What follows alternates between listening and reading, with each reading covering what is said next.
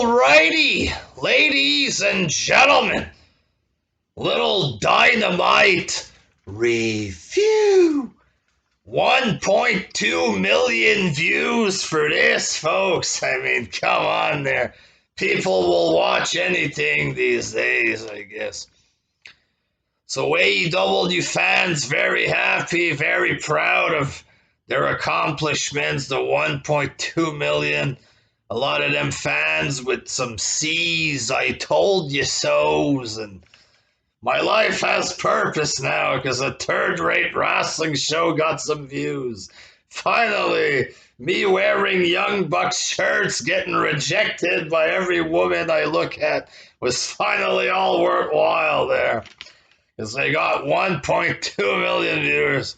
And in your face, Wrestling Jesus. Well, personally, folks, it's just as I predicted there. Was talking with Jerry a few days ago. And I said, and I quote there, they're going to get over a million. Maybe 1.2 is what I said. I said they're going to climb. They're going to plateau. And at some point, they're going to crash, folks. Because wrestling as a whole is dying. So 1.2, just as I predicted, ladies and gentlemen. It's too bad they put on such a sloppy performance on this show. I mean, will they retain 1.2 next week? We'll see, ladies and gentlemen. We'll see there. The Young Bucks kicked off the show. They did a goofy explanation. You guys want to know why we did what we did? No. Nobody gives a fuck why you did what you did, you fucking jobbers or whatever. And apparently there's a new Young Bucks or whatever that's going to be coming out tonight or whatever. And then it was Tyson and MJF. MJF trying to bribe Tyson or whatever. He offers him a blank check. Tyson rips up the check, puts it in his mouth, and just spits it awkwardly at MJF, you know. Horrible acting there. Horrible acting. I love Mike Tyson. Always idolized Tyson, even after he raped a woman or whatever. I still liked him. I was a kid back then, you know, but it's Tyson, big alpha male, one of the toughest humans of all time there. A legend. But this wasn't very legendary there. In my opinion, it was shit or whatever, but it helped them to attract viewers because of Tyson's name alone there, not because of the acting skills, let's say, that were on display here. First match for the Tag Team Championships, the Young Bucks defeated Rey Fenix and Pac. Whatever the fuck his name is, Don, I forget his last name there, Don West or whatever, was on commentary. Don Callis there, he was on commentary talking about the new Young Bucks, how they don't have those cords anymore hanging off their pants. I guess this is the new Young Bucks, them just doing what they do every week, basically, just being themselves, they're goofs or whatever. And instead of ropes hanging off their pants, they had like fur and a female boot cut kind of deal with like fur. And they were wearing running shoes, and apparently there was something with the shoes online. I don't know what this is there, but they were showing off the shoes at the camera or something. Probably another fucking gay foot fetish thing going on in AEW or something. But like at some point, I think it's Rey Fenix, he goes to do the hot tag or whatever, he gets knocked down. Matt Jackson starts to do like a parody of getting the hot tag, and he starts doing a bunch of weird, goofy shit in the ring. Apparently, it was funny. I don't know in what way. Basically, they're in a tag team match on the tag team or on a wrestling show, and they're like doing a parody of tag team wrestling. Like he was acting like a good guy wrestler getting the hot tag, but like mocking that stuff or whatever. Just looked weird. It looked weird. It came off looking weird. He's doing sexual stuff. I guess this is the new gimmick. Just completely killing the credibility of your own match. You're in a tag team match on the wrestling show, and you're making fun of tag team wrestling. Like, making a mockery of it. And they're supposed to want to take tag team wrestling to the next level. They want it to be taken seriously, but they're in there making a mockery of it. And he kept doing weird faces, Matt Jackson. He also had like a headband with like beads hanging, like almost like over his eyes kind of shit. It just looked fucking weird. And he's there dressed up like with his girly beads or whatever. Then he blows a kiss to the other wrestler. I guess they can't go a week without kissing another man, the Young Bucks or whatever. Blowing a kiss. Then he does like a weird face. Doing a weird face like this. Then it looked like he was walking like a woman or something. I don't know what the fuck was up with this match, but it was fucking silly as fuck. It was nerdy. It was lame. The Young Bucks taking it to a new level with their retarded bullshit or whatever. Oh, Young Bucks, because they hit a clothesline at some point. Oh, they're gonna start doing clotheslines instead of leaving their feet when it's not necessary. And then the whole match, they're just flipping more than ever. So what was this there? Less aerial stuff, more clothesline. The whole match was just flips and straight up goofy shit from Matt Jackson. I don't know. And I was looking at a fucking show of Dr. Phil. There was a guy on the show who looked like an inbred big time, his face or whatever. And then when they showed a close-up of Nick Jackson, he had the same fucking face, you know what I mean, as the guy that I was just watching on Dr. Phil. Like, these guys are fucking jobbers. They're goofy as shit. These new outfits with the beads and the fur and the fucking weird shoes or whatever. Just pure fucking goofy garbage. And the Young Bucks won. You know, maybe they're going to call this a good match over on Dave Meltzer's fucking side of things, but it was very fucking goofy, especially with the parody shit going on and him walking like a woman and doing weird shit with his face. It was beyond goofy. Couldn't take that seriously as a wrestling fan, you know what I mean? And it was just fucking long, straight up long, this match. Fucking Brian Alvarez was talking shit that Adam Cole's match was too long at TakeOver, but they'll probably enjoy this fucking long-ass match there. Second match, Jade Cargill defeated Red Velvet. A match between two green women, very, very green or whatever. It was okay, I guess. Not really good there, but Jade Cargill, she's like an attraction, the way she looks, the muscles, stuff like this. She looks a lot like Sunny Kiss, you know what I mean? The same body, the same kind of look or whatever. Except Sunny Kiss is even more feminine than her there, ladies and gentlemen. Just ain't right about wrestling these days there. Third match, Antony Ogogo versus a fucking jobber and a half with fucking cheap looking tights. It looked straight up like something from Create a Wrestler in the game. Cheap generic head. This guy with his haircut and the pants. Cheap fucking design. It looked like fucking PS2, PS3 Create a Wrestler. Just the pants on this guy. Looked fucking cheap as fuck. Just a jobber. The match lasts about a minute. Antony Ogogo, apparently he's a fighter of some sort there. A little punch in the stomach, the guy goes down. Referee stops the match. Fucking cheap.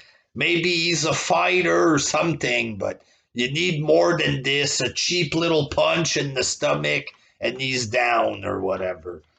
Obviously, he's not ready to wrestle yet there, clearly, but fourth match, Jericho defeated Dax Harwood. Mike Tyson was involved. You had a bunch of people wrestling all over the place. At some point, the partner of Cash Wheeler with a bat or something, Tyson gives him a punch, a little punch or whatever. And Jericho wins with the elbow to the face. It was okay kind of deal. Mike Tyson's there, but it still felt low budget. Just looks and feels low budget. Tyson is in the ring. Oh, he's an honorary member of whatever the fuck they're called there. The Inner Circle. Yeah, a member. It just seems low budget. I like Mike Tyson there, but in the fifth match, Chris Statlander, the alien girl, came back. She defeated a jobber girl called Amber Nova. According to JR, I don't want to be politically incorrect, but she's leaner. Basically, she lost weight. Is what he said there. So she lost weight and she's back or whatever. She was there with Orange Cassidy. This too seemed low budget or whatever. The girl looked okay there. She's a little slimmer, I guess, but the weird fucking reptile face paint here. The alien gimmick, just doing the nose touch thing there, and the whole thing just seemed low budget for us. And then you had Christian coming out, cutting a promo real fast. He gets interrupted by Taz. Taz wants to know, are you joining or not? He says no. They talk shit to each other. Taz gets pissed off. Listen, shitbag. Blah, blah, blah. I don't like your friend, the guy that carried you all those years or what. This was probably the best part of the show. Taz, a couple of lines to Christian. At least he sounded like he was intense and giving him shit for real. It sounded like he was being a little real, you know. It didn't look completely fake, his promo or whatever. So the promo was good, I thought. And then Powerhouse Hobbs attacked Christian or whatever. So Christian just getting attacked by a random jobber or whatever there. Oh, we just learned that Tony Khan has booked a big match next week. Christian and Powerhouse Hobbs here. Such fucking booking there, my God. Oh, a jobber beats up Christian. Big match next week there. Long-term storytelling, baby. Making it rain there. Long-term stories raining all around there. And then in the main event, it was Hardy versus Darby there. Hardy and Darby. So basically, Darby Allin, he's a midget. He's not really over like the AEW fans claim he is. Matt Hardy's an old guy, washed up guy there. So they have a whole bunch of people interfere in this. You had the Dark Order, Matt Hardy's buddies, start a big brawl. Sting comes out, and then Tony Schiavone, it's Sting! Just fucking cringe city when Sting comes out there. So Sting was walking around for like 10 minutes during this match, just fighting. Basically, it's like there was 3 matches and 1 happening. You had guys brawling, then it would cut to Sting fighting people, and Sting fighting people was completely dominating, you know what I mean? They would fucking cut to like 10 seconds of Darby and Matt Hardy, then it would focus back on Sting for like 2 minutes straight, and then other people. And then Ethan Page comes out or whatever. Lance Archer comes out to stop him. Then there was weirdo shit with Sting and Lance Archer. Just fucking Lance Archer with these weird goofy face looking at Sting or whatever. And at some point, Jim Ross is like, try to focus on the match. It's supposed to be a match, yeah? And like, they weren't focusing on the match. It's like 5-6 things happening at once. It's like there wasn't even a match anymore. And then at the end, Allen jumped off on the table, 1, 2, 3 or whatever there. Just too much happening, fuck, man. Like, they already had a thing like this with Tyson earlier with a bunch of people getting involved. Tyson doing the thing, and then at the end, it's Sting doing the thing. And like 10,000 people getting involved. It was too much. It didn't make sense. It buried the match itself. First of all, it was a shit match. Darby Allin and Matt Hardy. Darby Allin too small. I can't take this little goof seriously. And it feels like Sting is babysitting this guy at this point. You know what I mean? He's there every fucking day. Next week, maybe you'll have fucking Darby Allin sucking on Sting's nipples or something. Maybe Sting's gonna breastfeed him, give him a bottle, put him in the crib, tell him a bedtime story. I don't fucking know there, but 1.2 million for this, ladies and gentlemen. How high can they go before they come crashing down, ladies and gentlemen? Time will tell there. If they get a CM Punk or a Brock Lesnar, perhaps they can, will they get 2 million like fucking TNA used to get? TNA used to get 2 million, folks, and they were always classified as jobbers there. They get 1.2 million. It's a huge number. Raw gets 2 million every week there. 1.8 something there. So if this is huge, and that means Raw's the hugest deal in town, baby. Big numbers every week on Raw there. But we're going to see what's going to happen, folks. How high can they climb before they fucking crash and burn? Time will tell, ladies and gentlemen.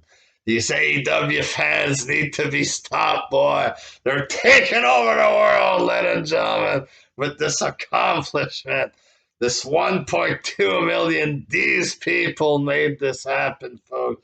They personally did this by sitting in their grandmother's basements, licking pipes and eating Cheetos or whatever, jacking off to Kenny Omega pics. They're probably going to jack off to Matt Jackson, walking like a woman, sending kisses there. They probably fucking splice up the footage. They put their picture there and they make it look like Jackson is sending kisses to them. You know what I mean? Then they're going to jack off to Jackson's new furry pants or whatever because they're freaks. The AEW fans are fucking freaks there. And their show is a freak show, ladies and gentlemen. And one day it's going to crash and burn. Are we almost at 20 minutes there? Almost there. One day it's going to crash and fucking burn. And if it gets more views, then it's more views for me when I review this shit. It's a win or fail for me either way, ladies and gentlemen. Either way is good. Until next time, peace. Darby Allin's a midget there, and he sucks there.